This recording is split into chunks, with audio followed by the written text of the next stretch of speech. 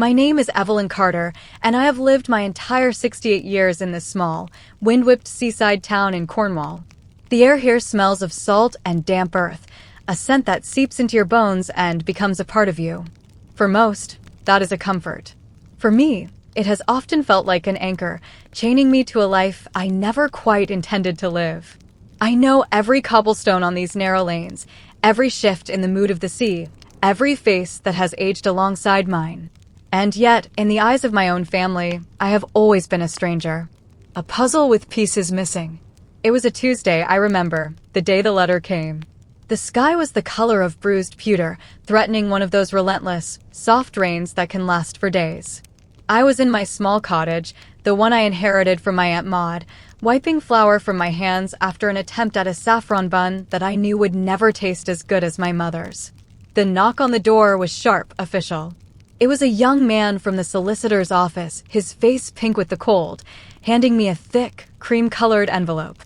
My father was gone. It wasn't a surprise. He was 92 and his heart had been a tired, faltering clock for years. But the finality of the words on that expensive paper still stole the breath from my lungs. I sat at my small kitchen table, the wood scarred from decades of use, and I cried. Not for the complex, often distant man he had been, but for the final, irrevocable closing of a door. The door to a house I hadn't set foot in for over a decade.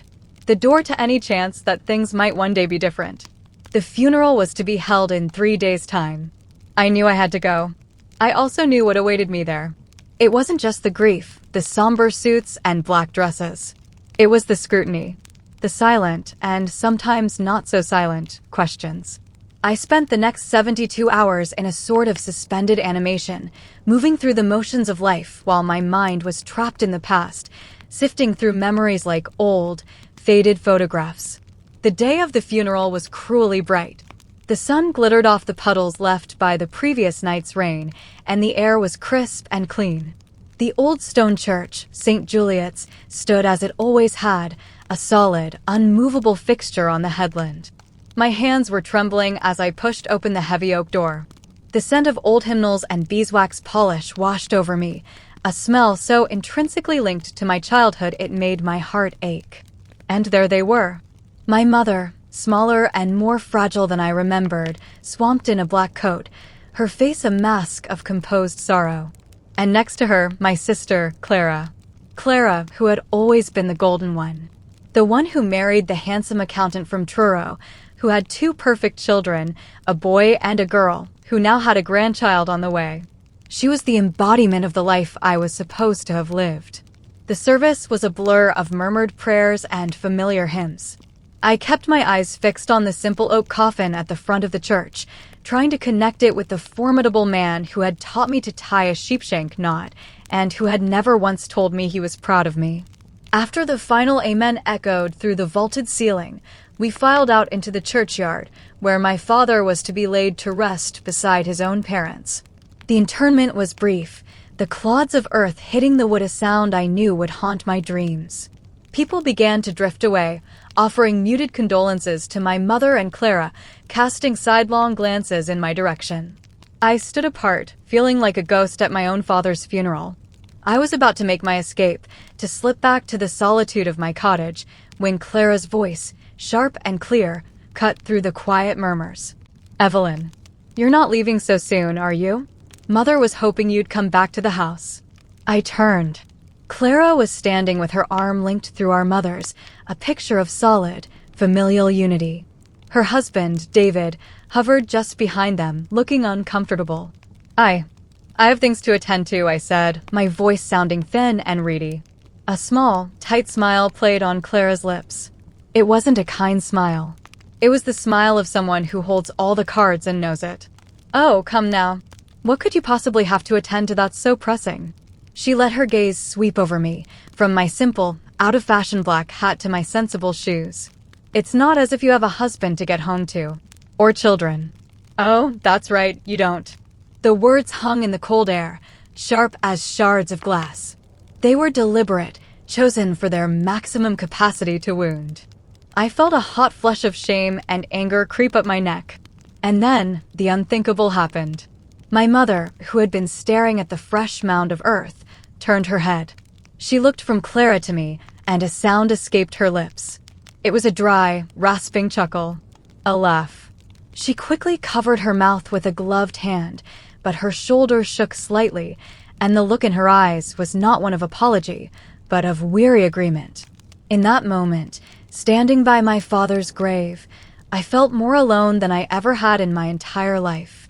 The two people who were supposed to be my bedrock, my sanctuary, had just confirmed my deepest, most private fear, that my life, my choices, my very existence was a joke to them. I was a spinster, a childless, husbandless oddity, a failed woman. I didn't say a word. I simply turned and walked away, my heels clicking a frantic, desperate rhythm on the cobblestone path. I heard Clara call my name once, but there was no genuine concern in it, only a perfunctory sense of duty. I didn't look back. I walked all the way home, 2 miles along the coastal path, the wind whipping my tears away before they could even properly fall. The beauty of the rugged coastline, the crashing waves against the cliffs, felt like a mockery. I had never felt so invisible, so utterly insignificant. That night, in the deep, profound silence of my cottage, the dam finally broke. The composure I had maintained for decades, the quiet acceptance of the path my life had taken, shattered into a million pieces.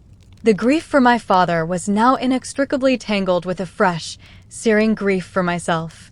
For the life I had dreamed of, for the love I had lost, for the children I would never hold. My sister's mocking words and my mother's laughter echoed in the emptiness of the rooms, a cruel soundtrack to a life half-lived.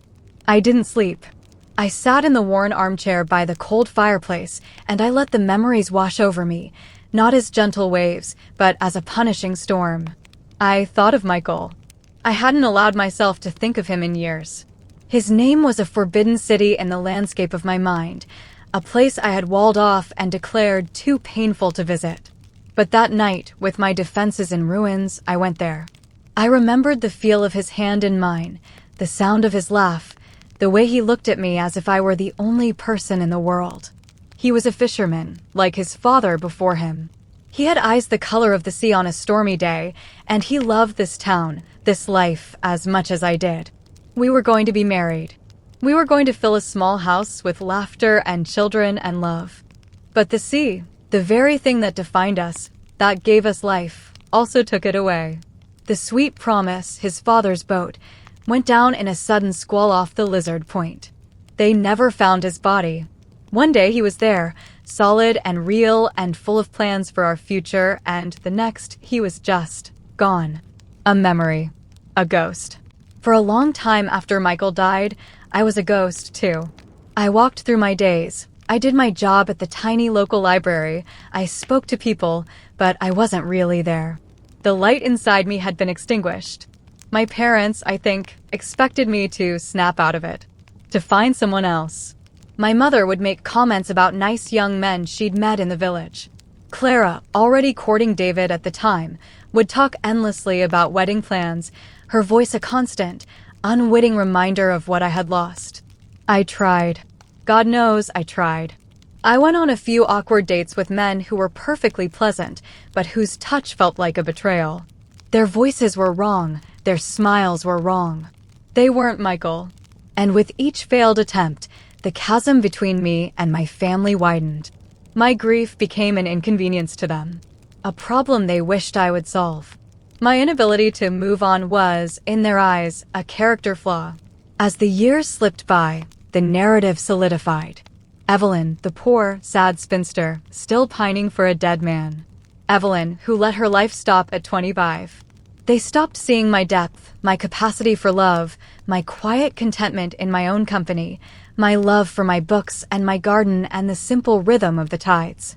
They saw only an absence, an empty space where a husband and children should have been. Sitting in that chair, as the first gray light of dawn began to bleed into the sky, a profound shift occurred within me. The raw, screaming pain of the previous day began to cool and harden into something else. Something solid. Something like resolve. The tears stopped. I stood up, my joints stiff and protesting, and I walked to the small desk in the corner of my sitting room. I opened the bottom drawer, one I hadn't touched in over 40 years. Inside, tucked beneath old photo albums and bundles of letters tied with ribbon, was a small, wooden box. The wood was smooth and dark with age. My hands trembled as I lifted the lid. Inside, nestled on a bed of faded velvet, was a stack of letters, a dried sprig of heather, and a photograph. The photograph was of Michael and me, taken on a summer day at the harbor. We were both squinting into the sun, laughing. He had his arm around me, holding me close. We looked so young, so full of a future that was stolen from us. I picked up the top letter. The paper was fragile, the ink faded to a soft brown. It was the last letter he ever wrote to me, sent from Falmouth just 2 days before he died. I unfolded it carefully, my breath catching in my throat as I saw his familiar, looping handwriting. "My dearest Evie," it began. "The weather's turned, and we're held up in port for a day. All I can think about is getting back to you.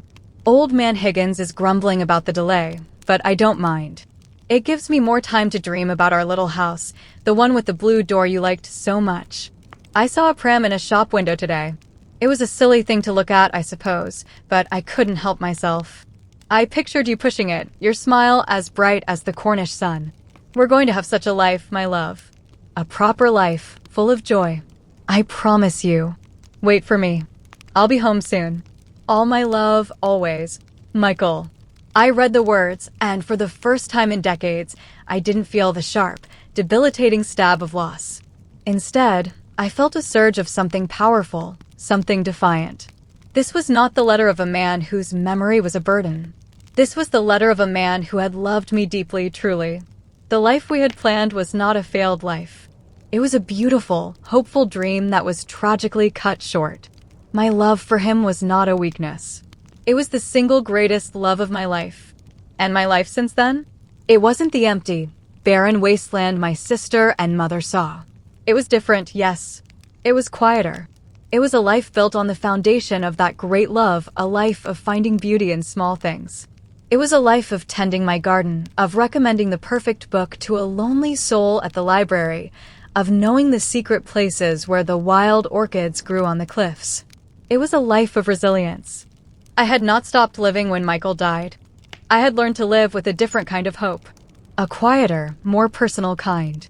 The laughter at the graveside had been a cruelty, but it had also been a gift. It had shattered the last vestiges of my need for their approval. It had freed me. I placed the letter back in the box, closed the lid, and held it to my chest. I looked out the window at the rising sun, painting the sea in hues of rose and gold. I knew what I had to do. I would not hide away in shame. I would not allow their narrative to define me any longer. I would tell my story. Not for them, but for me. And for anyone else who had ever been made to feel that their life, because it was different, was less. I spent the next week in a flurry of activity. I didn't go to the formal reading of the will. I sent my regrets. I knew what was in it. My father had told me years ago. The family house and the bulk of his savings would go to Clara, as was traditional. I would receive a small, token amount. I didn't care.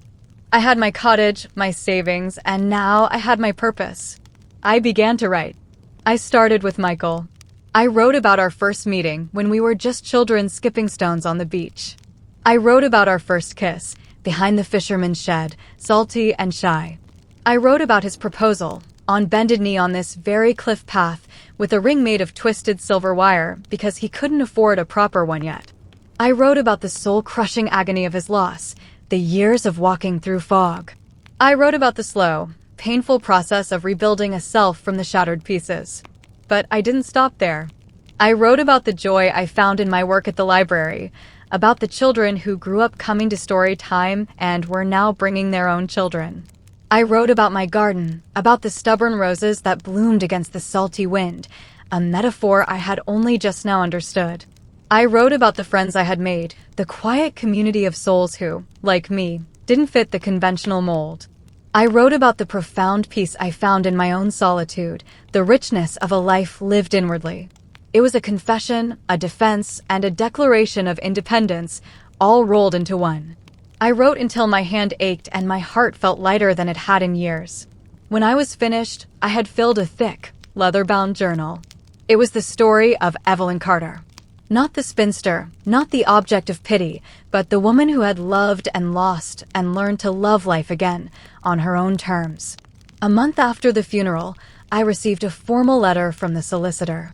It requested my presence to discuss a specific, personal bequest from my father. Curiosity, more than anything, compelled me to go. The solicitor's office was in Truro, all dark wood and hushed tones. Mr. Oldham, a man who had known my father for 50 years, greeted me with a kind, somber expression. "Evelyn," he said, gesturing for me to sit. "I trust you are well as can be expected, Mr. Oldham," I replied. He cleared his throat and opened a file. "The bulk of your father's estate, as you know, has passed to your mother and, in trust, to your sister, Clara. However, your father left this for you, with strict instructions that it was for your eyes only." He handed me a long, narrow metal box, rusted at the edges. It was locked. Along with it, he gave me a small, tarnished key. "He said you would know what it was," Mr. Oldham said softly. Puzzled, I took the box and the key. It felt heavy in my lap. I thanked him and left, the box feeling like a lead weight in my arms all the way back to my cottage. Once home, I set it on the kitchen table. The key turned with a gritty, protesting screech. I lifted the lid. Inside, nestled in yellowed tissue paper, was my father's old brass telescope. And beneath it, a bundle of letters, tied with a piece of frayed string. My breath hitched. I recognized the handwriting on the top envelope immediately. It was mine. With trembling fingers, I untied the bundle. There were dozens of them. Every letter I had ever written to my parents after I moved into my own cottage. Letters about my daily life, about my work, about the books I was reading. Letters I had assumed were glanced at and discarded. But these were not discarded. The paper was soft from being handled, the edges worn. My father had kept every single one. And at the very bottom of the box was a single sheet of paper, folded in half. I opened it. It was a letter in my father's firm, decisive hand. "My dearest Evelyn, if you are reading this, then I am gone, and I have left too many things unsaid. I am not a man of easy words, as you well know. I have failed you in that regard, and for that, I am more sorry than I can ever express. I have kept all your letters. I have read them over and over. Through them, I have come to know the woman you became. A woman of strength, of quiet intelligence, and of profound depth. You have built a life of meaning and beauty, and I have been too stubborn, too trapped in my own old-fashioned ideas, to ever tell you how proud I am of you. I know your mother and Clara have not always been kind. They see the world in a simple, conventional way. They never understood your heart, your capacity for a love so deep that it could define a lifetime. But I think, in my own way, I did. I saw your grief for Michael. I saw how it shaped you. I watched you not with disappointment, but with a kind of awe. You had the courage to live with a broken heart and to still find beauty in the world. That is a courage I have never possessed. The telescope, you used to love looking at the stars with me when you were a little girl. You said you wanted to sail to all of them. I want you to have it. To remember that the world is vast and that a life well lived is not measured by a husband or children, but by the strength of one's character and the depth of one's love. You, my dear Evelyn, have lived a richer life than anyone I have ever known. Forgive a foolish old man his silence. With all my love, your father." I sat at that table for a long, long time, the letter held tightly in my hand, the tears flowing freely now. But they were not tears of sadness or pain. They were tears of release, of absolution, of a healing I never knew I needed. My father had seen me. He had known me. His love had been a silent, steady current running beneath the surface of our lives, and I had never known. It didn't erase the hurt from my sister and my mother. That was a scar I would always carry. But it no longer defined me. It was just a part of my story, not the whole of it. I took the telescope and my journal, and I walked out to the cliff path. The sun was setting, casting a long, golden path across the water. I raised the telescope to my eye, the cool metal familiar against my skin. I looked out at the endless horizon, at the vast, star-dusted sky beginning to emerge. I thought of my father, of Michael, of the long and winding road that had brought me to this moment. My life had not been the one I had planned. It had been harder, lonelier, and more beautiful than I could have ever imagined. It was a life of love lost and love found in unexpected places. It was a life of quiet courage. I was not a sad spinster. I was Evelyn Carter. I was a woman who had loved deeply, grieved profoundly, and built a life of quiet meaning and resilient joy. And as I stood there, watching the first star appear in the twilight, I knew, with a certainty that settled deep in my bones, that it had been more than enough.